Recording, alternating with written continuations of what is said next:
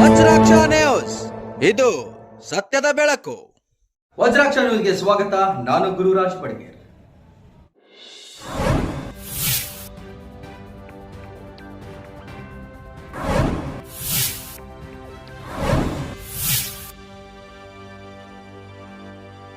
ಹಾವೇರಿ ಜಿಲ್ಲೆ ರಟ್ಟಿಹಳ್ಳಿ ತಾಲೂಕಿನ ಕಣವಿಸಿದ್ಗೇರಿ ಗ್ರಾಮದಲ್ಲಿ ಆಕಸ್ಮಿಕ ಬೆಂಕಿ ತಗುಲಿ 2 ಎತ್ತು 3 ಆಕಳು ಸಜೀವ ದಹನವಾಗಿವೆ.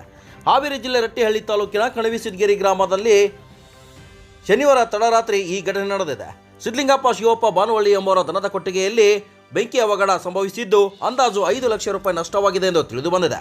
ಶಾಸಕ UB ಬಣಕಾರ್ ಸ್ಥಳಕ್ಕೆ ಭೇಟಿ ನೀಡಿ ಅಧಿಕಾರಿಗಳೊಂದಿಗೆ ಮಾತನಾಡಿ ಅನುಗ್ರಹ ಯೋಜನೆಯಡಿ ಸರ್ಕಾರದಿಂದ ಬೇಗನೆ ಪರಿಹಾರ ಹಣ ಬಿಡುಗಡೆ ಮಾಡುವಂತೆ ಹೇಳಿದ್ದಾರೆ. ಅಲ್ಲದೆ ವೈಯಕ್ತಿಕವಾಗಿ ಧನ ಸಹಾಯ ಮಾಡಿ ನೊಂದ ಕುಟುಂಬಸ್ಥರಿಗೆ ಸಾಂತ್ವನ ಹೇಳಿದ್ದಾರೆ. ಅದೇ ರೀತಿ ಮಾಜಿ ಕೃಷಿ ಸಚಿವ BC ಪಾಟೀಲ್ ಸ್ಥಳಕ್ಕೆ ಭೇಟಿ ನೀಡಿ 25,000 ರೂಪಾಯಿ ಧನ ಸಹಾಯ ಮಾಡಿದ್ದಾರೆ. Vajraksha news report, ಕಲಂದರ ಎಲೆದಹಳ್ಳಿ, Haveri.